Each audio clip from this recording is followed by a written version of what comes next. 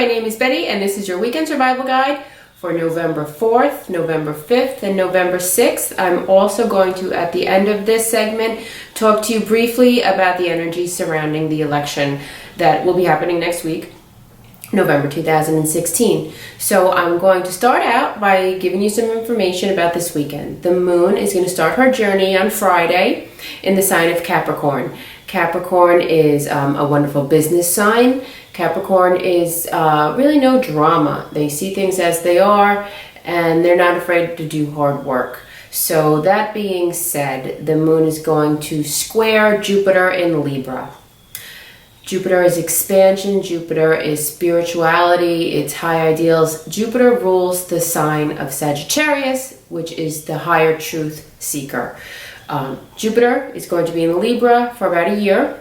Jupiter just entered into Libra not too long ago. So what this means is this year is going to be about growing and expanding through relationships, mirroring with the other person in partnerships, be it friendships, romantic, or business-wise. Libra also rules open enemies. So it's a great time to do a little reflecting from our enemies or anybody who may be an antagonist in our play of our life, and really ask, what is it I need to learn? What is this person showing me that I need to either release or realize or incorporate into myself for my growth? So what's going to happen is the moon is going to square Jupiter. Then she is going to go on and join up with Pluto in the sky in the sign of Capricorn. This could bring up some resentment. Pluto rules the sign of Scorpio. I'm a big fan of Scorpio and Pluto energy, but mishandled, it can be resentment, it can be jealousy, it could, if we're not careful to be very aware of our emotions, it could make us start to seethe and to start to plot revenge and to feel angry.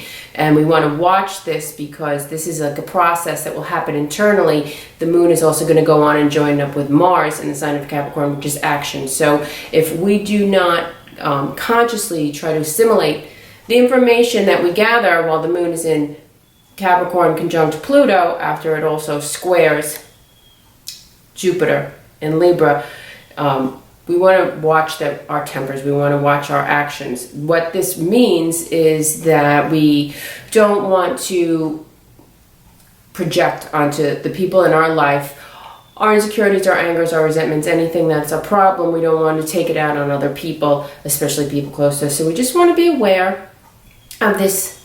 Then I also want to mention she's going to also square Uranus, which is shock and sudden change. So we want to watch our tempers. This is a wonderful weekend again to get things done.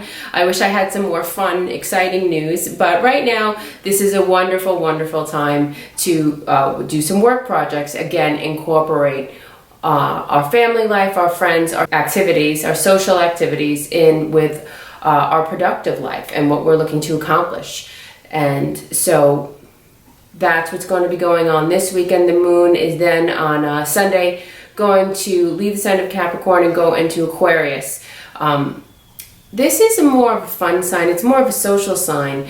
This is also going to be the first quarter square of the moon when she goes into Aquarius to the new moon that we had last week, where we talked about planting the seeds of intention. So this is a time on Sunday and Monday, when the moon is in Aquarius, to tend to our seeds that we plant, to do a little weeding, watering, nurturing of the seeds that we have already planted last week at the new moon in Scorpio. So now I'm going to talk to you a little bit about the energy surrounding the election. There's been a major theme in astrology for a couple of years now that is really coming into manifestation publicly now. That is Pluto. Pluto represents death, rebirth, restructure. It rules the sign of Scorpio. Okay, Pluto comes along and it rips everything down. Pluto right now is in the sign of Capricorn, which represents power. It represents government. It represents structure. It is also negatively used, it is corruption. Pluto has been squaring on and off for a few years. It has passed, but the repercussions are still being felt. It's a ripple that has started and it's going on. It's squaring Uranus. Uranus is also conjunct an asteroid called Eris, and I'm going to do a whole segment on this a different time in a different video if you're interested in this. But briefly, Eris was a goddess of discord, and she was really always left out by the other gods and goddesses and shunned. So what happened with her is a really fun story to kind of give you the energy of what Eris represents. Is she wasn't invited to any of the parties, but there was a huge social event among, Zeus and Venus and all of the gods and goddesses, and of course Eris was not invited. So they were a little worried about what she was going to do. So what she decided to do was she had a golden apple. She tied a little string with a note, said, "For the fairest." She rolled it on into the party and let the goddesses just fight amongst themselves. So they kind of unwound on their own. And why I'm telling you this is because Eris right now is conjunct Uranus. So this is very powerful energy. This is kind of like the WikiLeaks. This is shocking revelations. This is coming from a single source that is just throwing out truth, throwing out and letting everybody just fight amongst themselves. So when Uranus in the sign of Aries, this also represents revolution. This has been squaring with Pluto in Capricorn. This is the breaking down of structure. This is the demolition of corruption. That combined with the energy of Saturn squaring Neptune that I spoke to you about last week, it's the dissolving of structure. So they're all playing out together. What we're having now is a revolution. What's going to be going on in the weeks, the months, and the years to come, I can give you a little bit of a flavor of that. Mars on Wednesday night is going to enter the sign of Aquarius. Now this is important because it's going to be in mutual reception. Uranus is in the sign of Aries. Mars rules Aries. Uranus rules Aquarius. So they're going to be in mutual reception. They're also going to be in an aspect which is called a sextile, which is a powerful aspect. It's an energizing aspect. It's great for accomplishing. Trines often get all of the, everybody wants to talk about their trines. They think that trines are lucky, and trines are wonderful, but trines are lazy. Trine, I like to compare it to an old couple that's been married for 50 years sitting on their porch in their rocking chairs, just relaxing. Everything is easy and everything is comfortable, but it's a bit lazy. Nothing really gets done. In a sextile, it's energized, it's exciting. It's like two best friends in their 20s running off to Vegas, and they feed off each other and they energize each other, and things get done. So that being said, we are in the midst of a revolution, and this is all new. This isn't the type that's going to be fought with muskets. It's all technology. We're in the age of Aquarius with Uranus. This is all technology. And in Aries, it's all new. So there's a lot of rebels. This is a very rebellious configuration. These are warriors. These are pioneers. And all of this is going to be playing out in front of us, and we get to watch the making of history. What's very important, what I'd like for everybody to remember, is that we all are connected on a spiritual level. All of us are. So we need to try to have compassion and peace and acceptance and tolerance, especially with people who may not share the same ideas as we have.